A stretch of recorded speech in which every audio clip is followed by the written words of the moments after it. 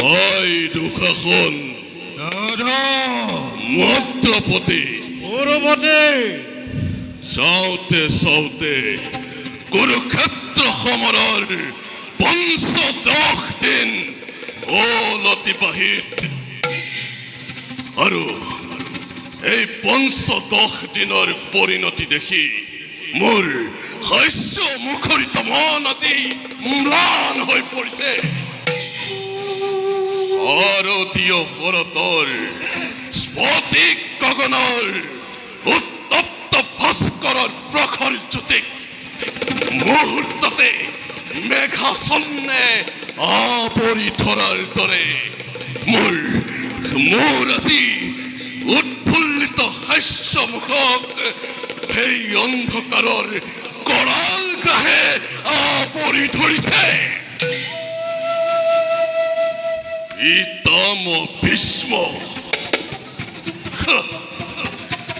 পিতামহ ভীষ্মক পাতি আদি সেনাপতি কুৰুক্ষেত্ৰ মহাসমৰত ভাবিছিলো নিষ্পন্দৱ কৰি ধৰণী বিপদ দুৰ্যোধনক কণ্টকিত ভাৰতৰ স্বৰ্ণসিংহাখন নিষ্কণ্টক কৰি মাত্ৰ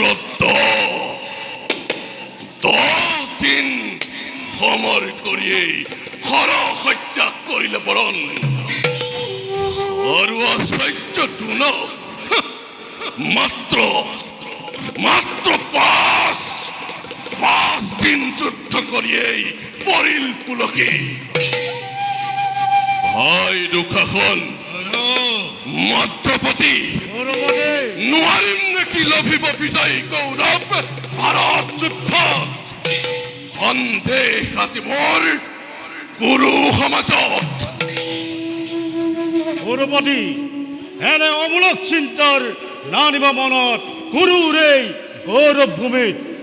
থাকোঁতে জীৱিত আমি মহাৰথী কৰ্ণ আৰু দুঃশাসন অচিৰেই খৰ্ব হ'ব পাণ্ডৱৰ সকলো শকতি অনতি পলমে। দাদা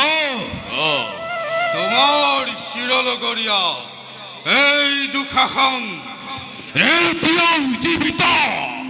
তোমাৰ অসীম শক্তি লৈ গতিকে পৰিহাৰ কৰি দুৰ্বল চিন্তা ভস্তিৰ চিন্তা কৰা সেই পাণ্ডৱ এই ধনৰ হেতু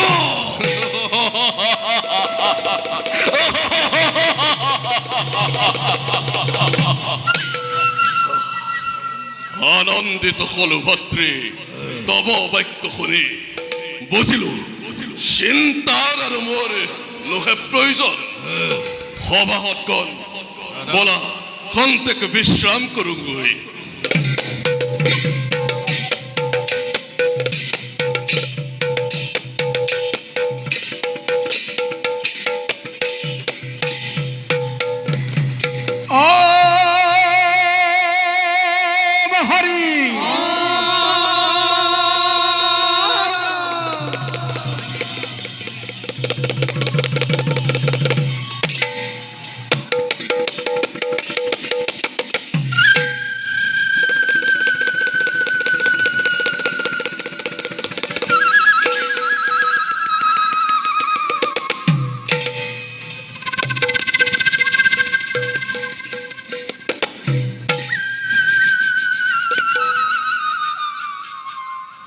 ইমান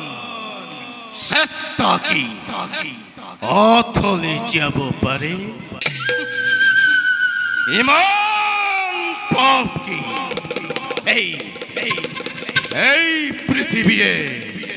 সহ্য কৰিব পাৰে?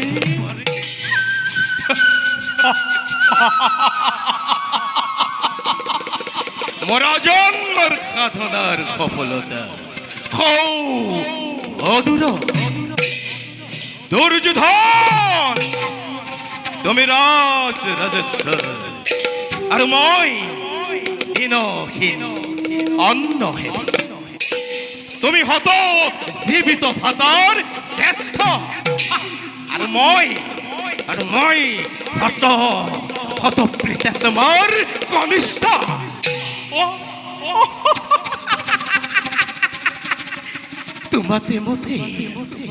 তোমাতে মতে ইমান প্ৰভেদ অথচ তুমি মোৰ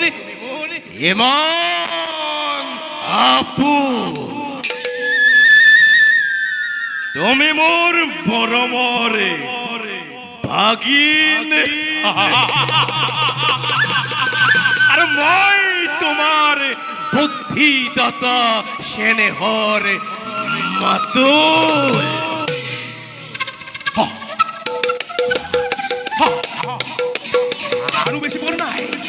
আৰু বেছি পৰ নাই ত্ৰিয়ন্ত্ৰ প্ৰহালী লহা লহা জিভা মেলি অগ্নি জ্বলি উঠিছে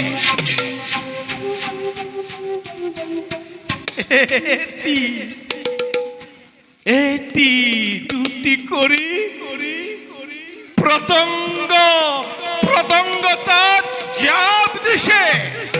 কাৰো সাধ্য নাই তাক নিবাৰণ কৰে কাৰো সাধ্য নাই তাক নিৰ্বাপিত কৰে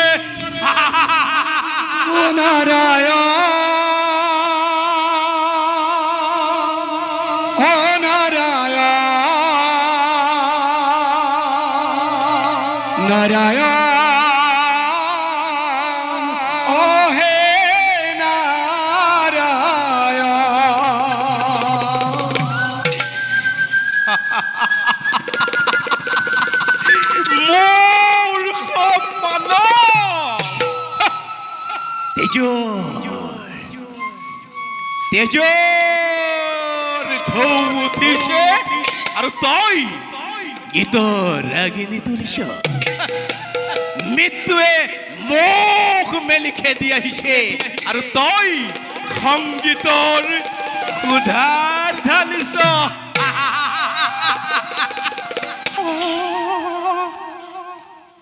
নহয় ঠিক কৰিছ আনন্দ কৰ হস্তিনাপুৰ যায় কুৰুকুল যায় দুৰ্যোধন যায় তই আনন্দ কৰ তই উৎসৱ কৰ তই মহোৎসৱ কৰ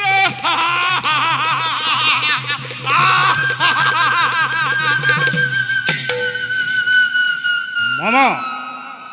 কিহৰ উৎসৱ মামা যুদ্ধ জয়ৰ উৎসৱ যুদ্ধ জয়ৰ উৎসৱ কি কৈছা মামা কৈছো আজি দ্ৰোণাচাৰ্যই কৌৰৱৰ গৌৰৱ ৰক্ষা কৰিছে পাণ্ডৱ বিভংগে পলাইছে দ্ৰোণাচাৰ্য আৰু নাই মামা ভীষ্ম হাতত নিহত হৈছে আৰু আমি পৰাজিত মামা তুমি সুন্দৰ মিছা কথা ক'ব জানা মিছা নহয় মামা সত্য মামা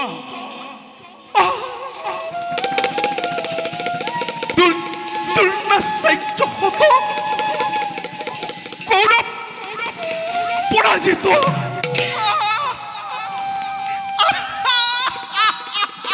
মোক কি শুনালা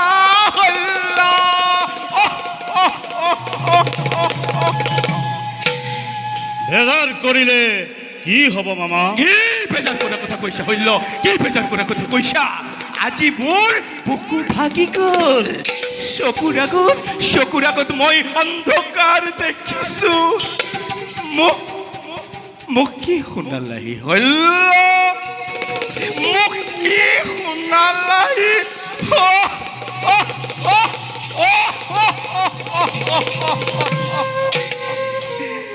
ধৈৰ্য ধৰা মামা তুমি অধৈৰ্য হলে দুৰ্যোধনক কোনে সান্তনা দিব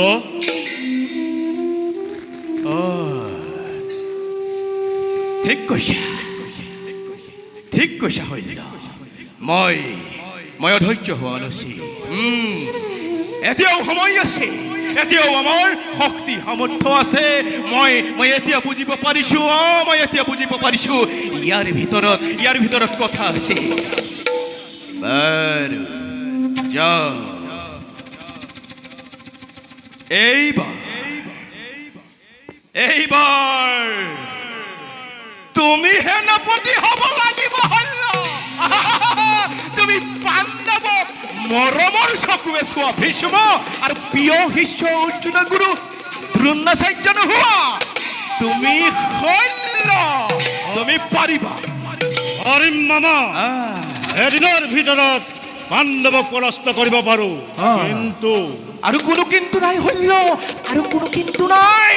তুমি সেনাপতি হ'বই লাগিব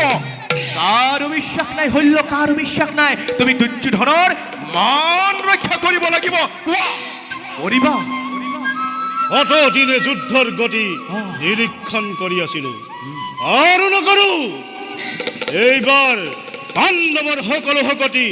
মচি পেলাম মচি পেলাম মচি পেলাম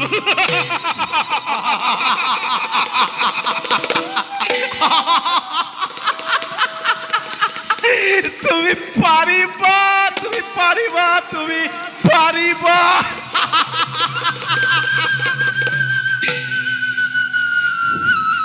কিন্তু মামা কৰ্ণক যদি মহাৰাজে সেনাপতি পাতে কৰ্ণ মামা কৰ্ণও কবি সেইবাবে কোনো চিন্তা নাই হল্ল যোৱা খন্তেক বিশ্ৰাম কৰা যোৱা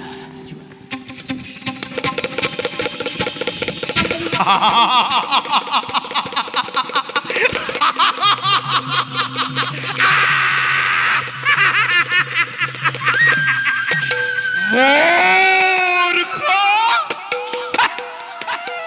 তয়ো পতংগ তয়ো যাবি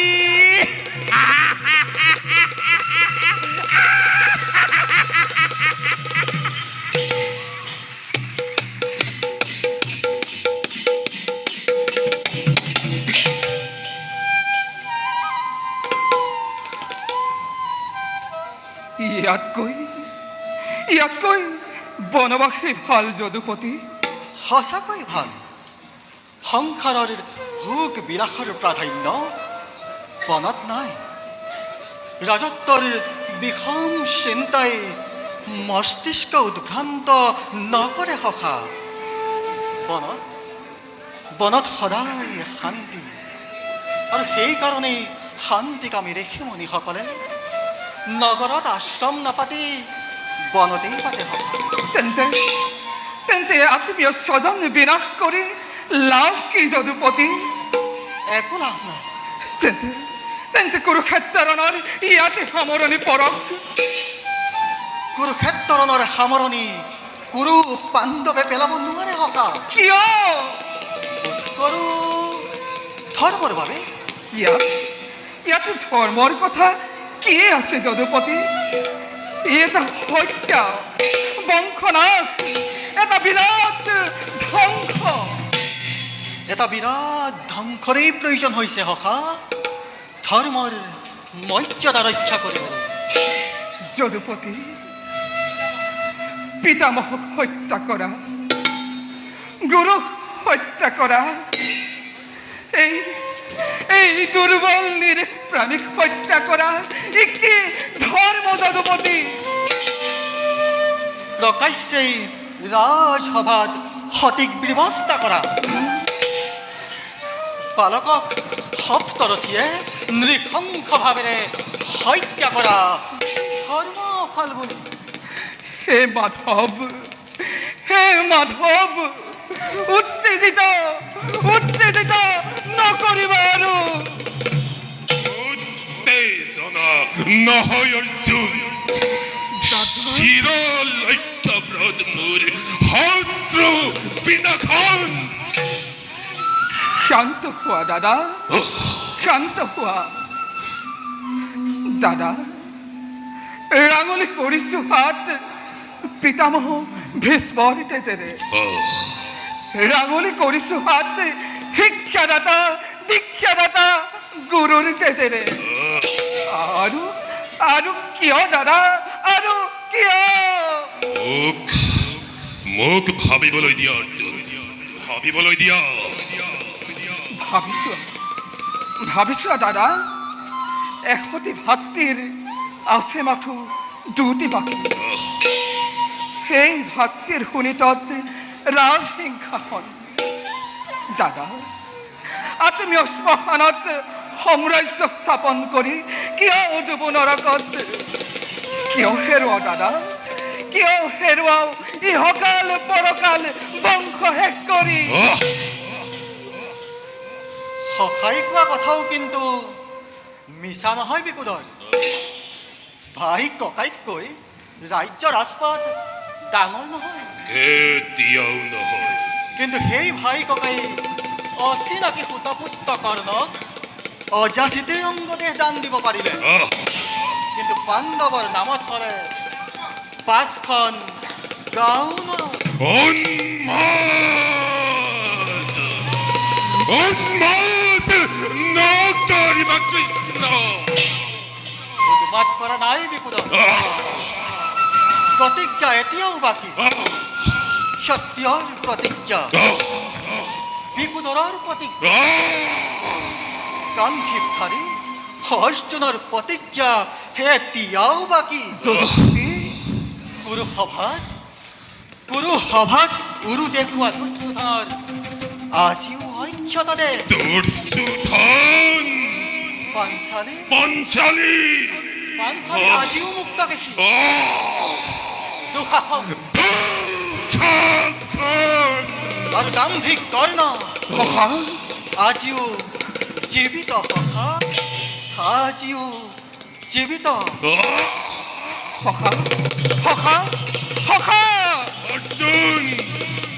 অৰ্জুন অৰ্জুন অৰ্জুন যুক্তি তৰ্ক ধৰ্ম ধৰ্ম যাও যাও কথা চলে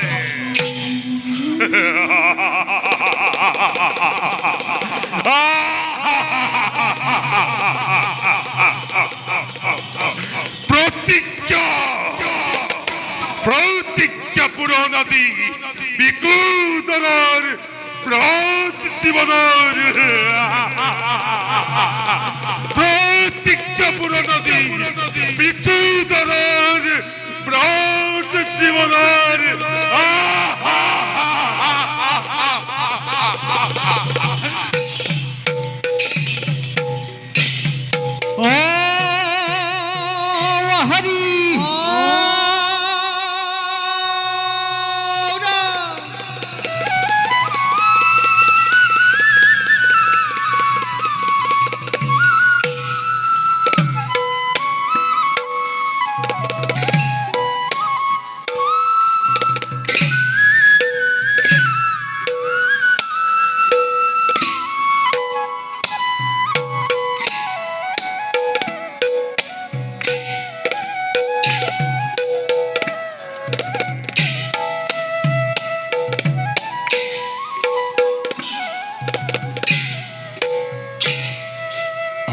হরি প্রবি হিলা মাঝে কুন্তি দেবী আরে বিহাদিত মনে চলে দেখি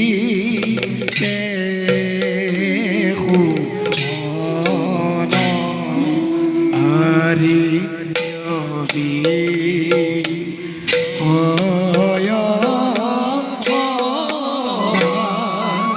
মাঝে কুন্দি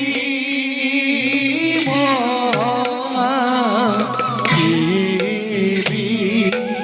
আরে বিহারিত মনে চলে দেখি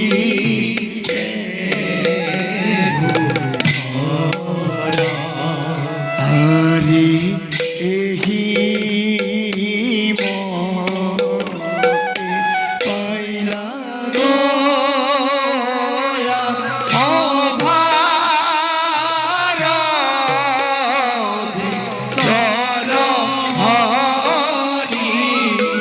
রাম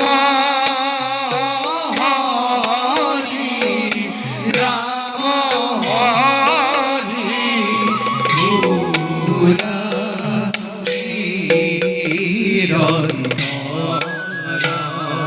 হরি মতে পাইলা গো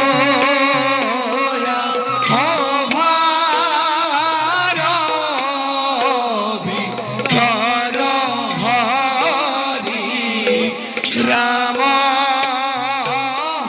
হরি রাম হরি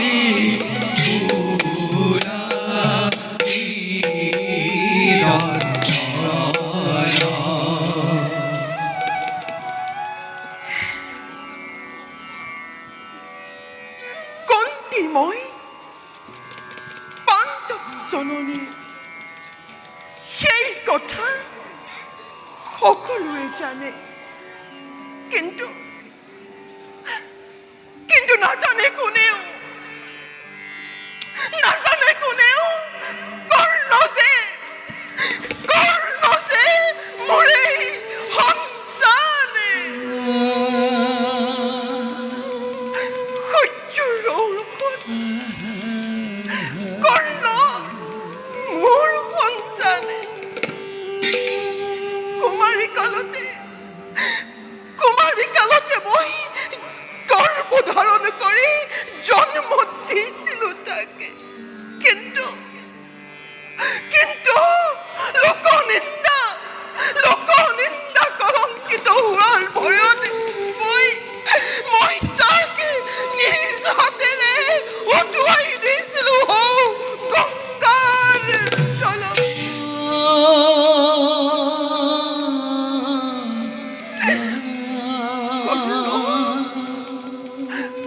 বাছা কৰ্ণ, আজি তুমি কাৰ পুত্ৰ হৈ কাক বধিবলৈ উদ্যত হৈছা? নহয়, মাতৃ হৈছো যেতিয়া পুত্ৰক দিবই লাগিব তাক মই তাৰ সত্য পৰিচয়। সাহস বান্ধি